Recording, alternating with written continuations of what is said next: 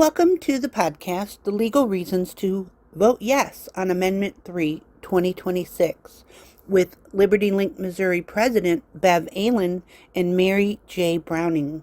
My name is Janet Dabbs. I'm the Communications Coordinator for Liberty Link Missouri. Well, thanks for joining us today. Welcome to our fourth in our series of why we're supporting Amendment 3 in 2026.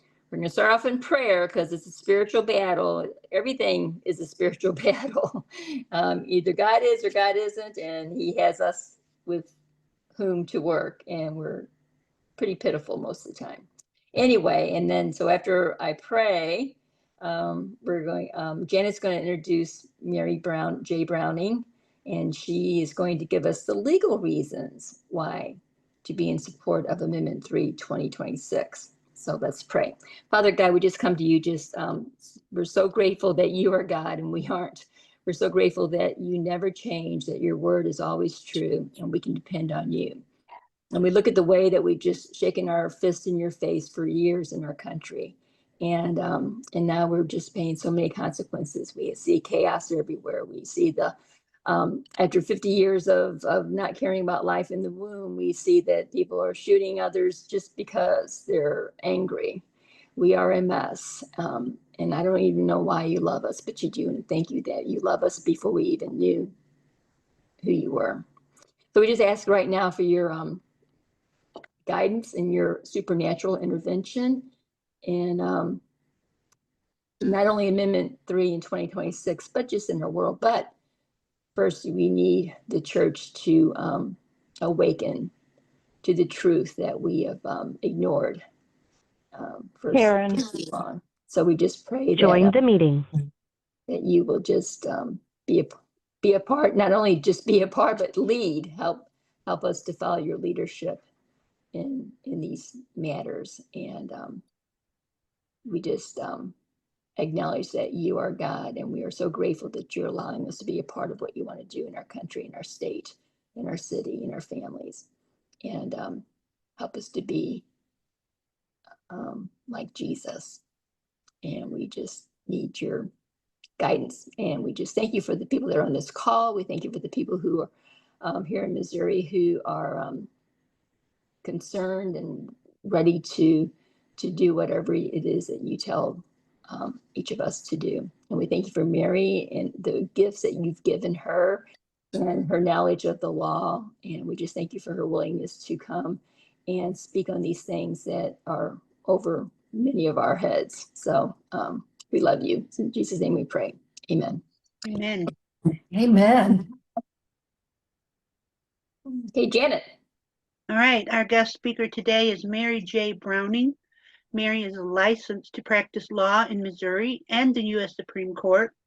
She works for the Justice Foundation, filing and assisting with Join the meeting on behalf of those hurt by abortion, mainly in the U.S. Supreme Court. She also mentors and represents witnesses that have suffered abortion in her role as legal advisor to Operation Outcry. She was the lead author in an amicus brief related to the abortion pill, and one representing the first formally frozen embryo known to file a brief in the U.S. Supreme Court. Mary is familiar with reproductive loss related to abortion and related to IVF. Mary had a private practice for many years and is a former litigator who has practiced in many circuit courts in Missouri and in the Court of Appeals. Mary is a former prosecutor, and she has prosecuted a variety of cases, including child victim cases, domestic violence cases, and drug-related crimes. Mary has litigated literally hundreds of cases, civil and criminal. Mary worked in the Missouri Department of Services for a decade, part of that time as general counsel, and she also has served as chair of the state child join the meeting fatality review program. Thank you, Mary. Thank you, Janet and Bev. It's certainly my privilege to be part of your program today. Thank you for having me. Bev, I remember from Jeff City with Chris. We might have to mute. Okay. Good. Good. Okay. Well, I just thank you, Mary, for coming on today. And I know that you just have been going in and out and all around regarding not only this issue, but so many important issues to the family. And I just appreciate your heart and your faith, and for coming on and shedding some light. Because we're going to talk about Amendment 3, 2024, and the damage it has done to our Missouri Constitution. But we're going to remedy so much of that with Amendment 3, 2026. And you made some really good points the other day. I've had a lot of history with the Missouri General Assembly, so I'm gonna find it hard not to chime in. But we might as well just start at the top of what we said we're going to talk about. You know, that one of the things going to be restored. Well, however you want to start out. Let me just say that, because and maybe Janet might want to put up the wording of Amendment 3, 2026 there. Well, Bev, one of the things I think is important for us to be discussing is the fact that currently in our Constitution, because of Amendment 3 of 2024, is that our government shall not deny or infringe upon a person's fundamental right to reproductive freedom. And there's more language around that, but I think it's important to know. And one of the reasons we want to support the Amendment 3 in 2026 is that it restores at least the General Assembly's ability to regulate abortion. And I think what most of us would expect is that we would have protective criteria for women and girls that would be contemplating abortion. We would have licensed facilities. We would have doctors that were prescribing or performing the procedure. We would have the 72-hour waiting period. We would have a requirement that they would have an ultrasound. So those are a few of examples that currently are being litigated because of the Constitution now, which does call into question, well, actually, whether or not there can be any regulation of the practice of abortion in Missouri. Now that abortion is in our Constitution, Planned Parenthood is saying there is nothing, really, there are really almost no laws that they should be required to honor.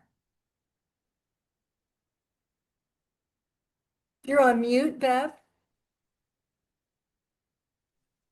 Well, I kept on getting a message, and I didn't mute myself. Maybe somebody did. Anyway, it's very important because a real quick recap of where we are with Amendment 3, 2026, because there's some lawsuits that are pending.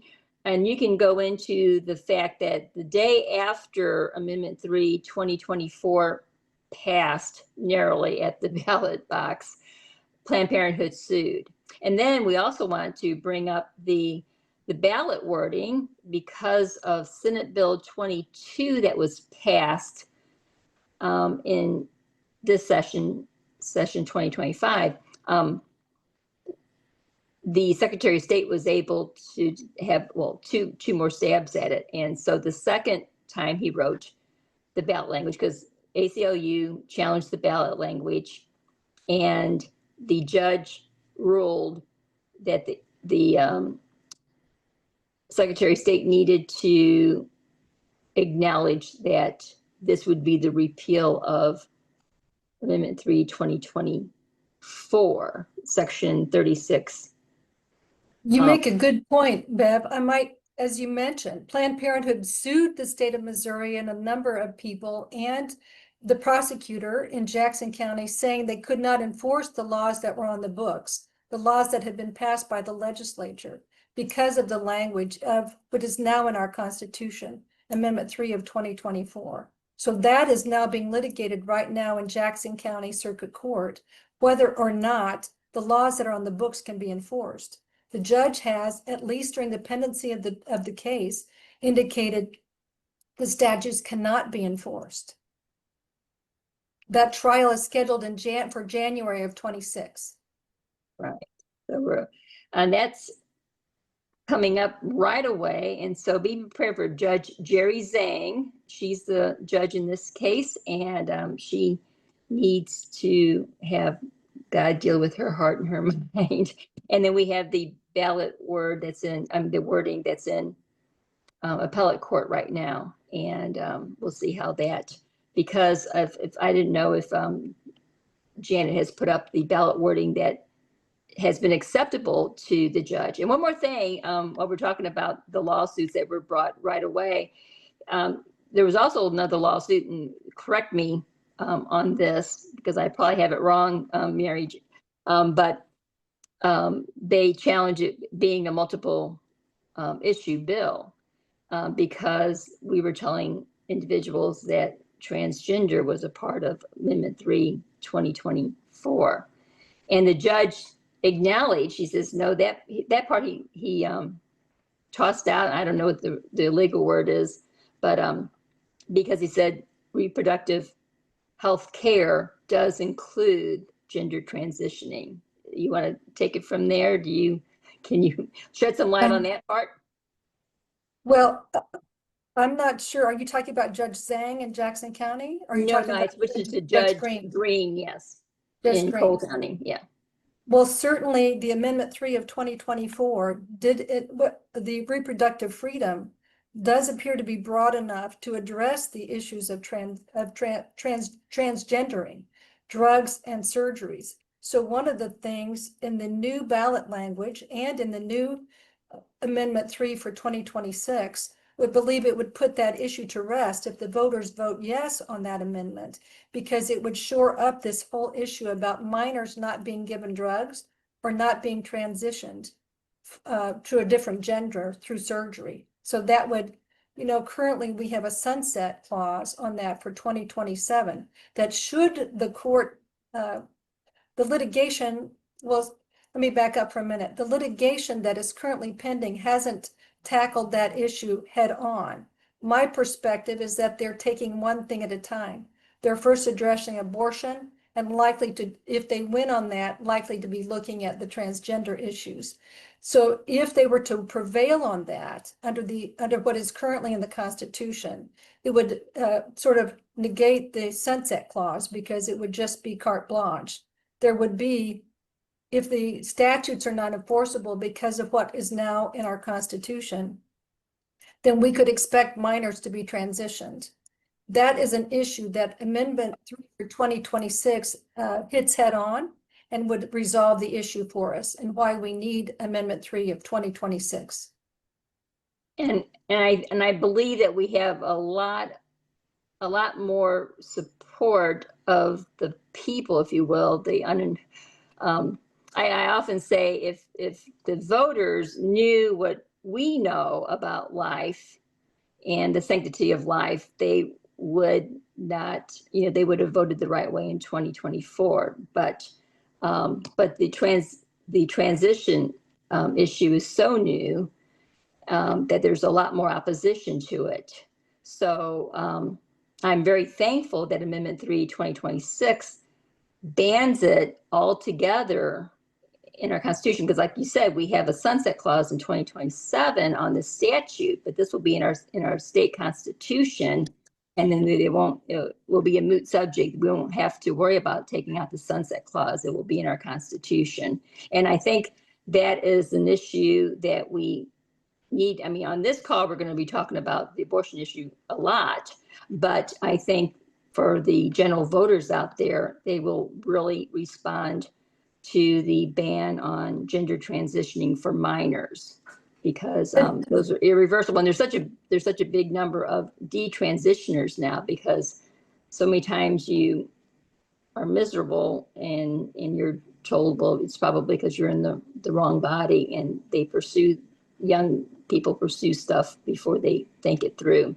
So anyway. I might mention the Scarametti case, which was a case out of Tennessee, where in Tennessee, they'd passed legislation similar to ours, but 3 sets of parents sued on behalf of 3 minors, saying it was against the Equal Protection Clause for them not to be able to get transition drugs. But the US Supreme Court said no. Tennessee had very valid reasons for enacting that law, and we say Tennessee's law is valid. So I want to mention that because part of what was in the record for Tennessee was other countries, particularly in Europe, who had embraced transition, have now outlawed it because they've discovered the harm, that many people are suicidal, they regret the decision, and it's just not something that we should be allowing in a civilized society to be conducted on minors. For sure. Well, one of the other things that Amendment 3, 2026 spells out is no public funding of abortion except in limited circumstances. So you want to expound on that? Yes, I think that's very important because currently in our Constitution, it says that we can't put any limitations on that. And so if Missouri chose to, if through statute or legislation, which we have done, we wanted to curtail that, our Constitution says we cannot. So we clear that up in Amendment 3 of 2026. That issue is hit head on. And I think that's a very powerful part of this amendment. And particularly in light of the fact that in South Carolina, their governor had determined that Planned Parenthood was not a qualified medical provider and therefore could not be paid under their Medicaid program. In June of 2025, our US Supreme Court said, yes, South Carolina had valid reasons. The main thing Planned Parenthood did or does is abortion. And if South Carolina didn't consider abortion as a qualified medical procedure or process, then they were valid in that position. And South Carolina has been able to defund Planned Parenthood through their at least through their Medicaid program, through their state-sponsored healthcare program. So Missouri cannot do that today. We are bound in our Constitution not to limit any of our public funds, but Amendment 3, 2026, when it is passed into law, when the voters vote yes, we would be in a position to curtail that spending, our tax dollars on abortion. And that is, I shouldn't say so important, but so many people who quote support abortion, they don't want their tax dollars to go to it. So that's another appealing part of it. I mean, we all understand the importance of it, but it also appeals to the general voter because they don't want to be paying for other things that they don't, whatever. So that's just something I've heard over all these years. And so we will be, because it was funny because they kept public funds, well, Missouri funds from going to abortion providers for years through the budget. And then the Missouri Supreme Court said, well, you can't do that. You have to do it in statute, which they did in 2024. But that didn't matter because even though the governor signed it, the Amendment 3, 2024 passed and it all became moot. And the other thing we kind of touched on already, and again, because I'm all over the place on this, but it does require the consent of the minor plus a parent to consent. Yes. Yes, Amendment 3 does. You may know that we were sued. Missouri was sued under the current Constitution saying a minor, so a child had a right to self-directed, is what they called it, reproductive care, by determining to have an abortion without parental knowledge or consent. That lawsuit was brought by a California-based entity called Right by You. Right by You was funded from an entity out of California and had no certificate to practice or have a business in the state of Missouri. That lawsuit was dismissed for lack of standing because of that. So we don't know if they'll bring that back when they find a plaintiff that could have standing. So I think currently that is still an issue that is a question in Missouri under our current Constitution, whether or not there's a requirement. Our statute certainly says a minor has to have, one parent needs to consent and the other one needs to be notified if a minor comes for an abortion, or there's a process called judicial bypass where you could go to court and get an order for a minor to have an abortion if the court determined it was in the child's best interest for the child's parents not to be notified. So in that instance, at least currently, that lawsuit has been dismissed, but it's still a question whether our Constitution would support the position that a minor has the right to self-directed reproductive care with no notification to a parent.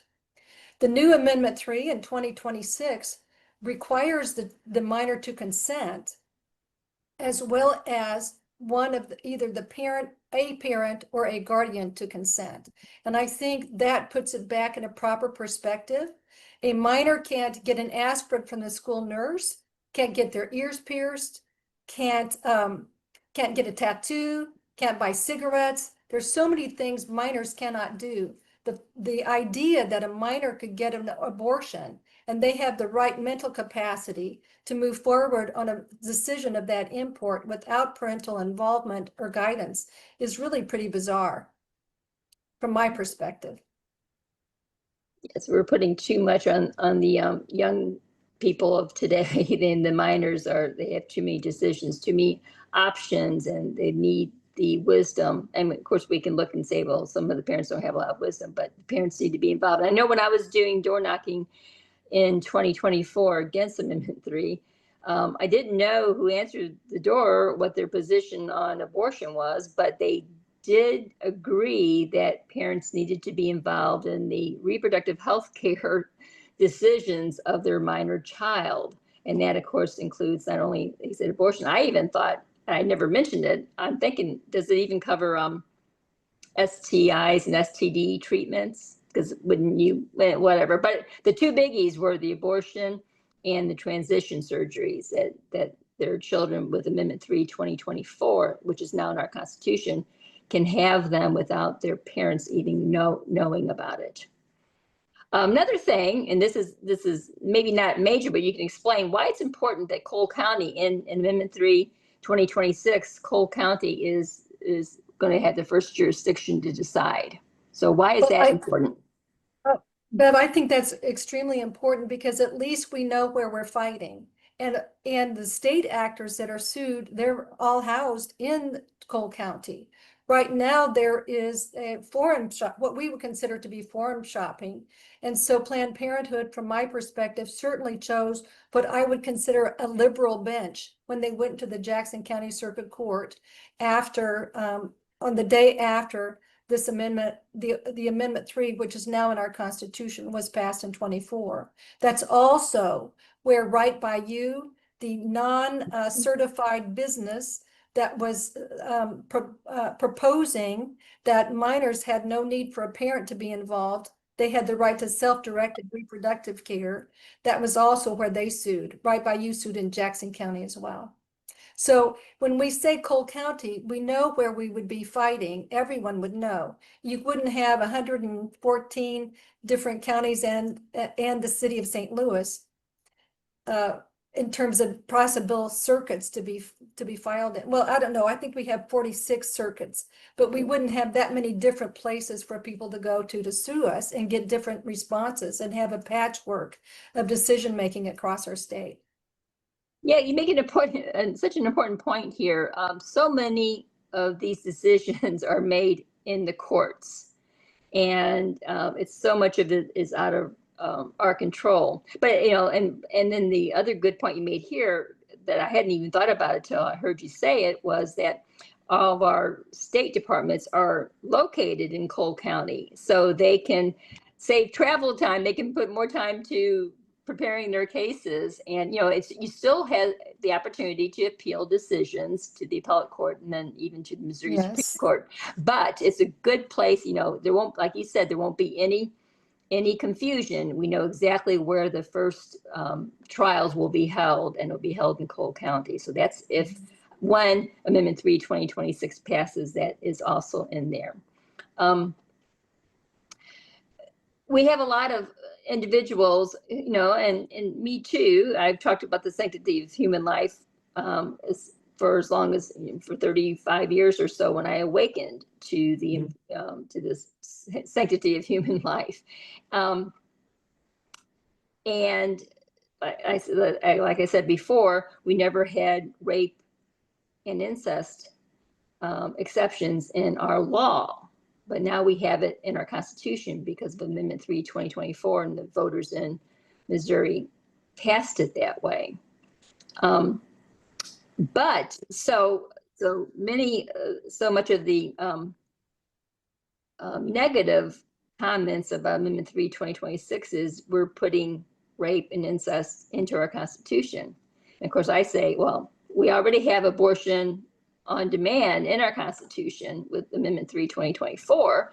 So this is doing the very best that we think that we can do and get the people to pass it. Because again, it's the voters of Missouri that will be considering Amendment 3, 2026. It's not our state legislature. It's not our Republican form of government. It's direct democracy. So we have a direct democracy to deal with, and this is the way we deal with it.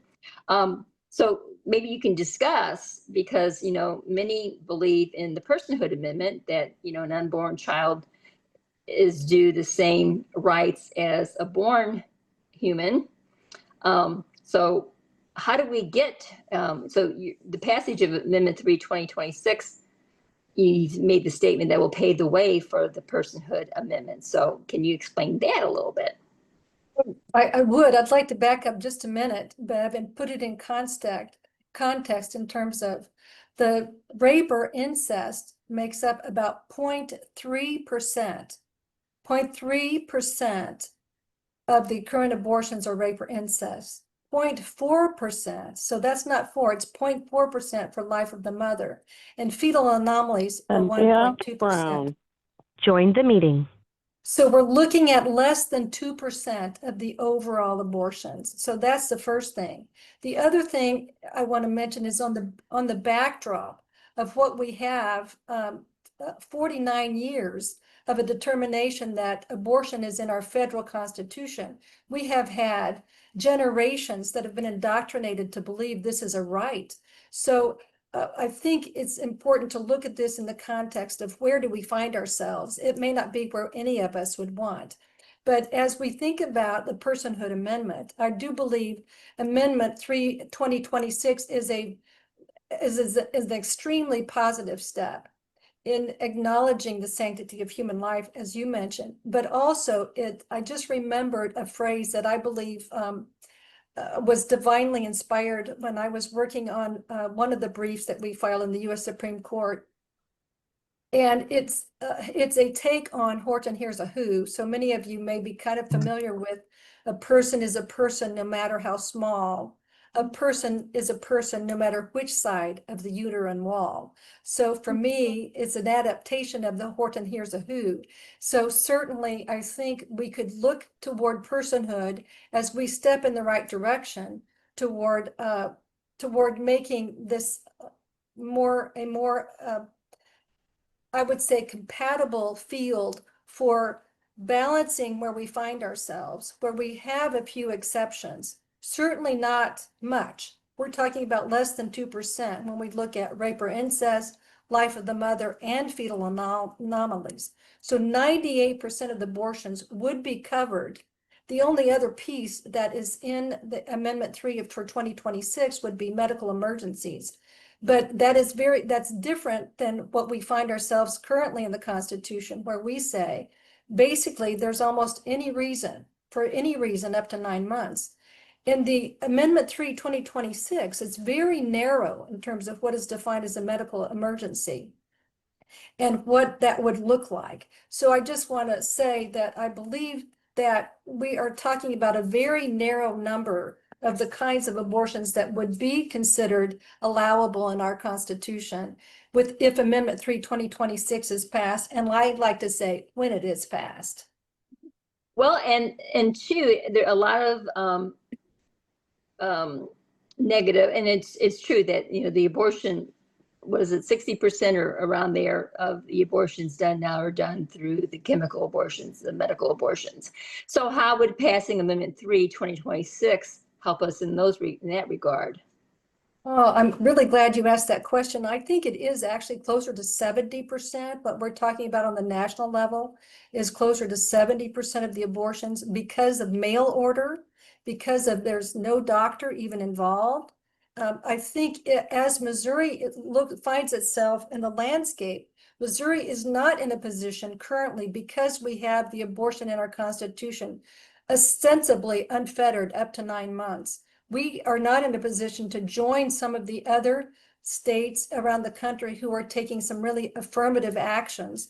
Louisiana has sued the FDA because they believe the chemical abortion is, it's really not, when the FDA removed protections. Most people don't know that in 2000, when the FDA approved the chemical abortion process, they required certain things like and just to be clear, chemical abortion is not one pill. It starts with one pill called mifepristone. When this was approved, it was required that that pill was given in the doctor's office by a doctor, and the woman was observed. The other process, or the other piece of the puzzle for chemical abortion, is a drug called misoprostol. Mifepristone, the first drug, is designed to starve the baby to death by separating the baby from the woman's uterus. Then the baby no longer has access to nutrition. The baby starves to death. Misoprostol is the drug that causes the baby to be expelled from the uterus. That's in this circumstance, that's what you hope to happen. There's a high level of complications in all of this process. But originally, when the FDA approved, it required that drug to also be given in the doctor's office with the doctor present, observing the woman to see what her response is. And when it was first approved, it required a third visit, and that was to make sure the contents of the uterus was empty. When the drug was approved, the FDA said there was a 0.5% of serious or significant adverse events. A report that came out on April 25th of this year, which was a study of insurance data. So it wasn't really looking at, it was looking at claims that had been filed and insurance claims that had been paid. It determined that the incidence of serious and significant adverse events for women taking the chemical abortion were closer to almost 11%, 10.93%, as opposed to 0.5%. So it was over 20% higher than what the FDA claimed when it approved the drug in 2000. I hope that isn't too much detail, but I'd like to talk about that because it talks about the reality. And when we look at what are adverse events, those are hemorrhage, those are septic, there's toxicity in the woman, in the woman's system. So the kinds of events, we're not talking about something small. Many of those required the woman to have a D&C, to go back to the hospital, to go to the hospital to get a transfusion, because there's no examination. Because I want to back up for just a minute. When the drug was first approved, it was up to 7 weeks. Now, all of those criteria, all those protective measures that I've mentioned to you, they have been removed. There's no requirement that there be an in-person visit. There's no requirement that there's an examination to determine what gestational age the baby is before the drugs are taken. So there's no requirement that it's in person, that there's any observing of the woman, how her body reacts to these events. There's no requirement to give her an examination to make sure the contents of the uterus are emptied. And that is some of the reasons why we have such a high incidence of adverse events, because all of the protections for women and girls that receive abortion in this country have been removed by the FDA. So because of that, mail order abortion, not just chemical, but mail order specifically into states, which would have included Missouri before we passed Amendment 3. The chemical abortion was coming in because the Comstock Act, which is a federal law that says you cannot mail abortifacients through the mail, through common carrier of any type, is not being enforced. And we understood that from the prior administration. There are a number of people urging our current administration to enforce the Comstock Act, because that would begin to put a stop to some of this chemical abortion. But certainly, while Missouri has abortion up to 9 months for any reason, we're not in a position to take some cold, hard action against some of these states, like Louisiana, who sued the FDA. Now, Missouri did sue in July of this year. We sued Planned Parenthood Federation of America for deceptive trade practices, because Planned Parenthood claims this abortion pill process, which I've described to you, is safer than Tylenol or Viagra or penicillin. Well, I know of none of those drugs that require people to go to the hospital, get transfusions, required to have a D&C, and and hemorrhage. None of those drugs, if taken as prescribed, result in that kind of adverse or serious adverse event. So I just want to say, if Amendment 3, 2026 is passed, it would put Missouri back in a position to be able to take some cold, hard position related to what's happening to the women and girls in our state that are being given these drugs and are experiencing these serious and significant adverse events because of the chemical abortion. Thank you for that. And I kind of lost track of FDA because we were kind of hoping that maybe some of these federal departments were being cleaned up and led by individuals that had a better worldview, but it's not so much the case yet in the FDA. So that definitely is, and your point about Missouri not being able to join in because we have unfettered abortion in our Constitution. We don't really have much to say legally anyway. But we're trying to say deceptive trade practice, and I don't know, that's about all we can say right now. Just deceptive trade practice. They're lying to women and girls and the public. They're lying. But I know Florida has also just recently, November 6th of this year, just earlier this month, filed a similar lawsuit against Planned Parenthood Federation of America, but they included a racketeering charge, saying that's almost like organized crime, what they're doing in this instance. So I think there are some opportunities available to Missouri to take a stand for women and girls that would be available after we pass the Amendment 3 in 2026.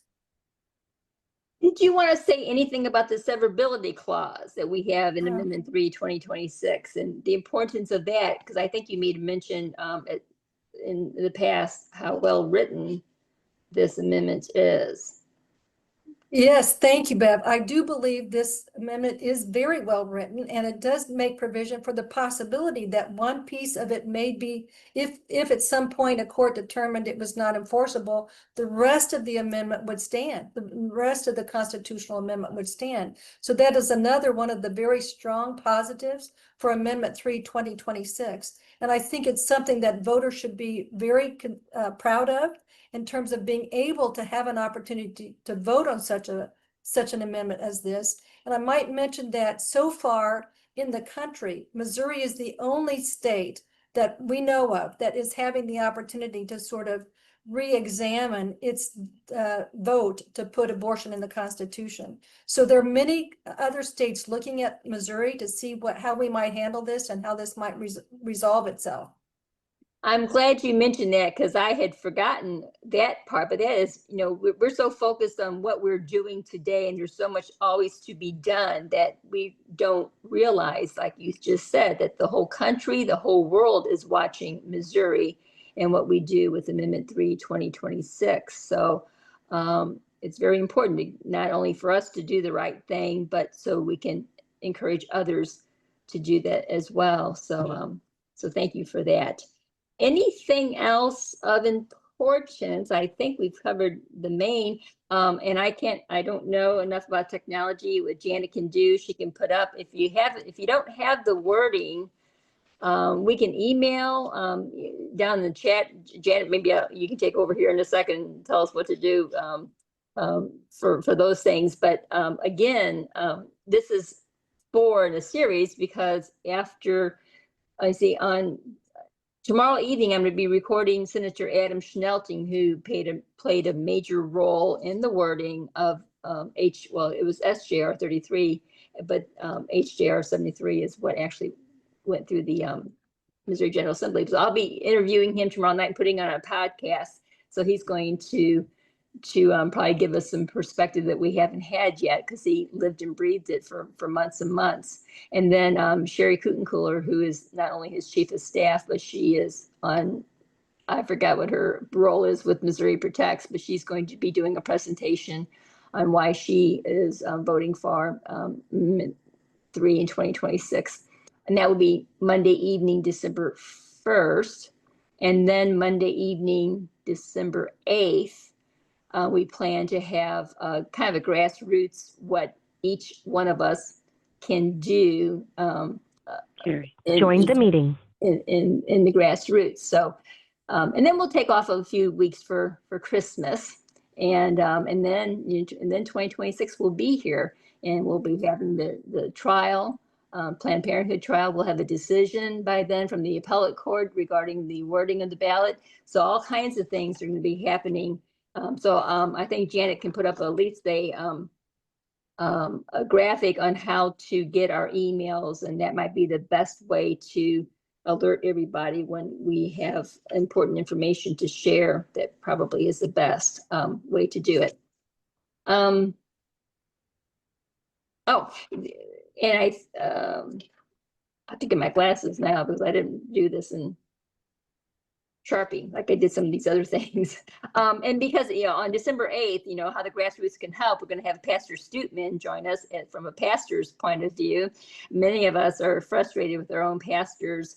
So we're going to go over what pastors and churches can legally do, and how maybe to approach our pastor, how to gain favor with our pastor and leadership in our own church, and then in the churches in our area, our counties.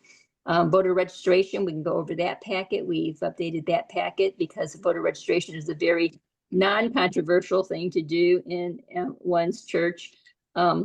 And it also is a good reminder that voting is a Christian duty. It's a Christian thing to be doing. And then just be thinking about what your gifts are. I love to door knock, and then there's phoning, and then be a church captain, a county coordinator, be ready to help put yard signs up and 4x8s and so like. There's a lot. Letters to the editor. If you want to set a date, probably the best way to do it for somebody who wants to take on in their own area, a little bit unsure, schedule a presentation. We have many individuals who are willing to go out and do presentations on Amendment 3 2026, and that could be a kickoff in your area, your county. And then, financial sponsors, and that might be the easiest for many, to just write a check. We have Missouri Right to Life and Missouri Protects and Her Health, Her Future. Those are the three entities that I know can collect money and use it to fight the fight to pass Amendment 3 2026. So anyway, we have our plates are always full, but again, remember the world is watching Missouri. And what an honor it is that God trusts Missouri enough for us to take this on. So, Mary, do you want to take if anybody has any questions, you want to take some questions from anybody? I put you on the spot there, didn't I? I'm glad to take questions. There's one more thing I want to say. There's a case in Michigan right now where Michigan, like Missouri, passed an amendment to put abortion in the Constitution. And their trial court just recently determined that women and girls didn't have to be told anything about abortion. So their informed consent law was basically eliminated during the pendency of that case. So that's on appeal currently. But I just want to say those are the kinds of things that can and are occurring in our state, but that we could put back, I'm going to say put Humpty Dumpty back together again, so to speak, by passing Amendment 3 in 2026. So I'll take questions if anyone has a question. So if anyone has a question, they can raise their hand and we can unmute them. Mary, do you want to just recap real quick, just the highlights of why we want to vote yes? Yeah, I'd be glad to do that. Our General Assembly would have the ability to put some regulations, put some bumpers or boundaries around the issue of abortion, which that is really at issue in litigation right now, whether the statutes on the books can be enforced. Amendment 3 2026 would clear that up, and it says specifically the General Assembly can regulate abortion. Another part of Amendment 3 of 2026 says that no public funds, except in very limited circumstances, would be expended on abortions. So that is another way, that's another positive, and why Amendment 3 2026 should be passed. Amendment 3 2026 would also settle the issue about minors, whether or not a minor can go get an abortion with no parental notification or involvement. Another issue is the transitioning from one gender to another of minors. That issue would be resolved if Amendment 3, 2026 is passed, because it makes it clear there'd be no drugs or surgeries on minors related to transition. Now, if you're an adult, you could make that decision. But this constitutional amendment would say not for minors, and it would be consistent with what I would say, forward-thinking now countries that have allowed this and have seen the error of their ways. It would help Missouri get back on track on what's right and appropriate in protecting our children. It also would include jurisdiction in Cole County. Everybody would know where they would be fighting. The fight on this issue would be in Cole County. It wouldn't be in 45 different circuits around the country and lots of different courts and judges.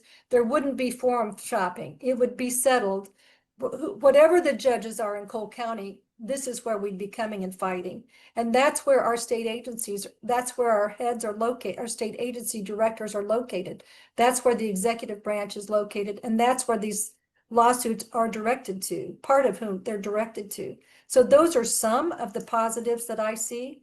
I think there are other positives too. There are some exceptions, but they're only for a very narrow amount of the kinds of abortions. Rape and incest and life of the mother is around 0.7%. That's less than 1%. And fetal anomalies are 1.2% of all of the abortions. So I think that's what I see Okay, as the positive.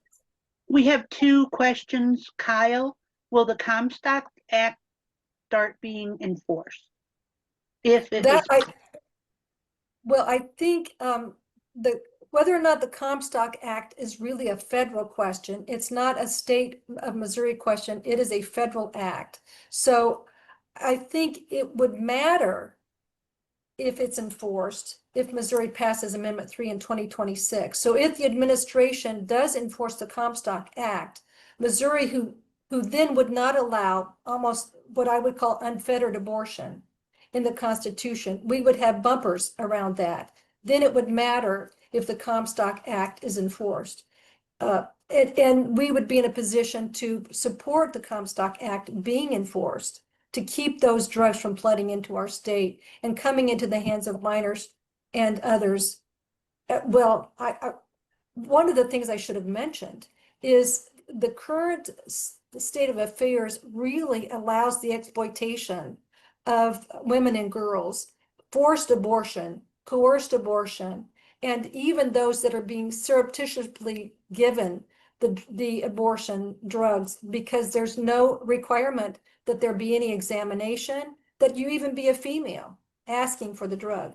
So there's no protection currently in Missouri against trafficking of women and girls and then giving them abortion pills. So I would say we don't know if the Comstock Act will be enforced. Missouri could be in a position to really push for that and ask for that in a stronger way if we didn't have unfettered abortion in our Constitution. okay, Kate Sickle.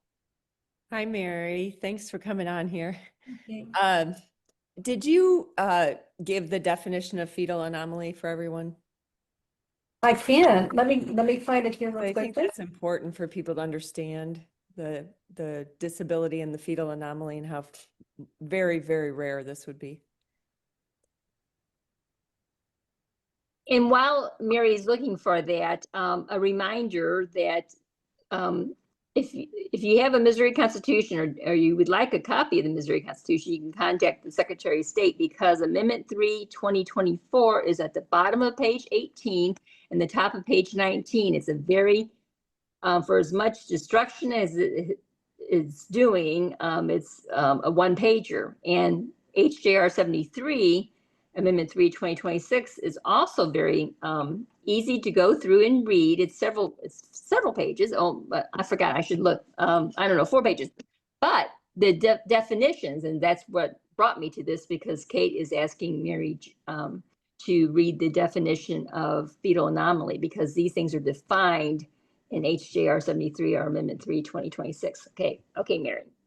Okay, it is in section 10, or excuse me, section 12, 2, fetal anomaly. is a structural or functional abnormality in the unborn child's gestational development that would make life outside the womb impossible. That's a pretty narrow determination. Life outside the womb impossible. And I will say I am familiar with Dr. Bob Lyle, who indicates the kinds of surgeries that can be conducted on children in the womb to correct many of the fetal abnormalities that do occur, so that a healthy child can develop and then be birthed. So I would say that's a very narrow definition of fetal anomaly. Thank you, Kate. John had a question. When Amendment 3 passes, what might enhanced ability to push back on the FDA on medication abortion look like? I think enhanced ability would indicate that Missouri does have restrictions and parameters around abortion. So we don't want these drugs flooded into our state and impacting our women and girls and being put in the hands of people that would exploit or coerce or force abortion on our women and girls. And so I think it would enhance it because we no longer are authorizing it or saying it's fine for the full 9 months under any circumstance. We have parameters and boundaries around it in Amendment 3, 2026.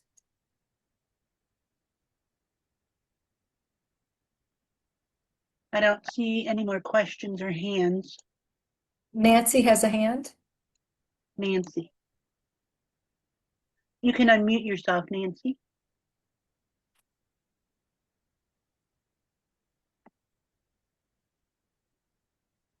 There she is. Go ahead, Nancy. So according to the very narrow definition of fetal anomaly that you just read, did you say that 1.2% of the abortions fall into that category? Or what percentage is that for that narrow definition of fetal anomaly? I would say that definition is even more narrow. 1.2% are the percent of abortions currently attributed to fetal anomaly. Which is a different definition? You mean the fetal anomaly as defined in section 36? Or I'm just confused. Word impossible is in Amendment 3, 2026. The Amendment 3, 2026 would have a narrow definition of fetal anomaly. Currently, in the country, of the abortions that are reported, the percentage that are attributed to fetal anomaly is 1.2. And So so definition nationwide is, we don't really know what that definition is, right? it's just attributable to fetal anomaly. I believe this definition in Amendment 3, 2026 would be less than the 1.2% that is currently reported. I think wouldn't you think it would be that the fetal anomalies now are just defined by the doctors? Now we're putting limits on the doctors to where they have to be able to at least say that this baby cannot live outside the womb, which is almost no fetal anomalies. So I would say it is fetal anomalies now wasn't defined because the doctors defined that. Yes, I would agree. Okay. Because I think each one of us know at least one person who was told by their OBGYN that their baby was not going to be able to live outside the womb. So it's much better to terminate now than to birth and go through that. And we all have the stories, I shouldn't say stories, the instances where we find out that the baby was not sick, or the baby was perfectly normal, or the baby did not live that long outside the womb, but the family was able to hold the baby and meet the baby and love on the baby and not be a part of its termination, So, and I think many of the doctors who don't have a worldview, a biblical worldview, a life affirming worldview, they were correct me if I'm wrong, I just, kind of covering themselves because they were saying, I would rather terminate. I don't want to be sued for if this baby is born and is sick and I haven't, so I think a lot of it was covering themselves. And so now with saying that they have to say it's going to be impossible, I think the tide has turned saying, okay, I really can't just recommend a termination willy-nilly anymore to protect myself because now I have to, the baby has to be proven, quote, and how do you prove that? I don't know. But anyway, so, and again, we've had 50 years of the right of an abortion. So we have a lot of people out there that are angry and determined to keep every right that's been afforded them. So and I think somebody used the term claw back, and I like we're using the opportunities that we have to speak on life issues and moral issues. And we may be fighting uphill now because we're in the post-Christian society, but it's those of us who understand the right and wrong, we take every opportunity to head back that direction. I don't know if I said that clearly enough, but it's not a perfect world. It's not, and we certainly have been part of making it not perfect. It was a perfect world at one time, but anyway, so.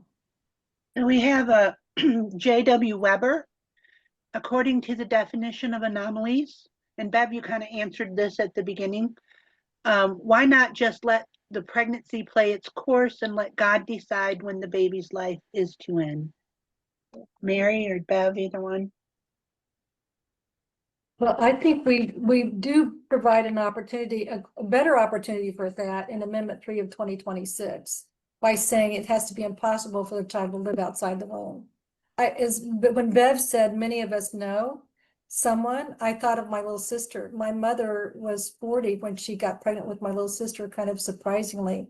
And the doctor did a number of x-rays on her abdomen before. And then many people advised that her and my father to abort my little sister, even within the Catholic Church, oddly enough, as they came to Jeff City and got some counsel there. I remember them coming home and my mother crying and saying, I just can't do that. And my little sister was born perfectly. So I think I've got a testimony, so I want to be sure and mention it because I hadn't even thought of it until Bev said that. So yes. Well, in agreement with JW, it's just, those who know God and trust God will let God sort it out. And he sorts it out in all kinds of different ways, like we had already discussed. And those who don't know God trust the experts, and the experts are telling them this and that and the other. And so we can't really, I don't want to fault those who don't know God and are trusting the experts. It's just so sad that so many experts nowadays are not, they don't know God and they are going a different path. And just as far as even the transitioning and stuff, so anyway, we're dealing with pretty much chaos, but those of us who know stability need to be that stable voice. And we have another Janet, question Janet, for Mary. Oh, go ahead. Sorry. Can I just add one more thing to that? The medical advances have been unbelievable. Like for the first time this year, the American Academy of Pediatrics is saying that trisomy babies are no longer a death sentence. So when it comes to what we have in the Constitution now for all 9 months for any reason, JW, I would say that, like Bev said, those who believe in God will go ahead and trust God, but those who don't, this is tying the hands of the doctors. This is saying you better know for sure this baby isn't going to live outside the womb, and they cannot use a diagnosis, a test, or a screening to determine that.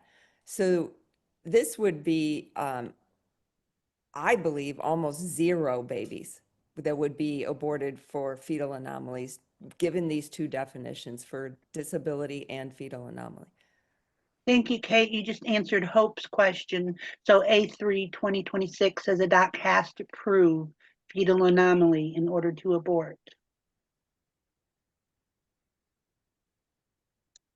And then Carol Pitzer has a question. Carol, you can unmute. Okay, so did you cover like, that this Amendment 3 will regulate abortion clinics, and ban fetal organ harvesting and ban minors from being sterilized? We did not cover the fetal tissue sale and such. We did, I think we touched on the others, but Okay. I don't know if we even really talked about abortion clinic guidelines. Well, Health. in the current environment with the status of our current constitution, that is what is being litigated in Jackson County, whether any of our statutes can be enforced, or whether a number of our statutes can be enforced, because Planned Parenthood is saying, since you put abortion in your constitution, which really, and said the General Assembly, the government cannot interfere. The question of whether or not there can be any regulations at all, any parameters, any borders around how abortion is performed in this state is at issue. Currently, the Jackson County judge has said nothing that Planned Parenthood is challenging is enforceable for the most part. So in that sense, we're addressing it, but in Amendment 3, 2026, it specifically says the General Assembly has the authority to regulate. So that means our legislature could enact. So I think it's sort of remains to be seen when Amendment 3, 2026 passes, when we look back at Amendment 3, 2024, if that's no longer on the books, the idea that we cannot regulate at all would be removed. So that's another big positive for Amendment 3, 2026. I hope I answered the question. There may be more there. Yes, yes. And then J.W. Weber asked, what qualifiers are there to prove rape? As far as, I guess you could speak to 24 and 26. I'm sorry, what qualifiers for what? To For prove rape. That To someone prove was rape? raped. Yes. 2026 doesn't necessarily have specific qualifiers. So that would be up to others. I guess it would be the woman's testimony, whether she says I was raped and and it's convincing. but it's up to Or- 12 weeks, only up to, Only up to 12 but it's up to right. 12 weeks. But it That's also, but what it really does is it gives us back the legislature's ability to then go back and make laws that would tighten that up. The reason that they took that out of the original Amendment 3 was because it doesn't belong in the Constitution. That would be a law. So you'd want to get the laws put in place to say that, say, a police report is required or some other boundaries, as Mary's saying, around that. That's why it's good to give the legislature back their power. Amen. John says, what obstacles to personhood amendment will be removed or weakened by Amendment 3? What obstacles to the personhood amendment will be removed or weakened? I believe Amendment 3, 2026 would remove some obstacles, because currently when we're saying abortion is unfettered up to 9 months, essentially, which is what is currently in our Constitution, then it's counterintuitive to then say personhood begins at conception, because we have two completely polar opposite perspectives. Amendment 3, 2026 is putting some very narrow parameters on when abortion would be appropriate. So in almost, I would say 98% of the cases, personhood would matter, because the child in the womb would be protected. And so I would just say Amendment 3, 2026 is very narrow in terms of the categories that it allows abortion. certain ones only up to 12 weeks, and the other, the medical emergency, is a very limited when that would be qualified or justified. But also 2026 will remove the right to an abortion. And once you remove the right to an abortion, then you can, through the severability clause, put the personhood in, and that will make it stronger because it never doesn't have that tension anymore between the right of the mother and the right of the child. So we have to get that out first. I don't see any more questions. Well, thank you so much, Mary J. Browning, for coming and joining us and giving us the legal, I'm going to say the legal points to Amendment 3, 2026. And I just appreciate your heart and your time and your commitment to this and to all good and right things. And I just, again, well, we can, and I'll talk to Janet, we'll send out an email because Amendment 3, 2026, HJR 73 is not even about 4 pages, not even 4 pages, it's 3 pages and top of 4th page. And the rest the rest of page 4 and half of page 5 is, well, actually, it's taking out Amendment 3, 2026. So it's really easy to go through and see. And then when I have my podcast, we'll maybe we'll do that at the same time. We'll get the podcast with Senator Schnelting along with these readable PDFs on the Amendment 3, 2024 and Amendment 3, 2026 and send that out because Senator Schnelting will be able to explain the history and of amendment, of House Joint Resolution 73. And like Kate said, I think it was Kate who said that they took out a couple things just because they shouldn't be in the Constitution. So anyway, just stay tuned, and if you're ready to have schedule a presentation in your area of influence, whether it's your church, your county, your sphere of influence, your organization, whatever, we have speakers that will come that can do that. And because 2026 will be here before we know it, and not to put the pressure on, but the whole world is watching Missouri. Thanks again.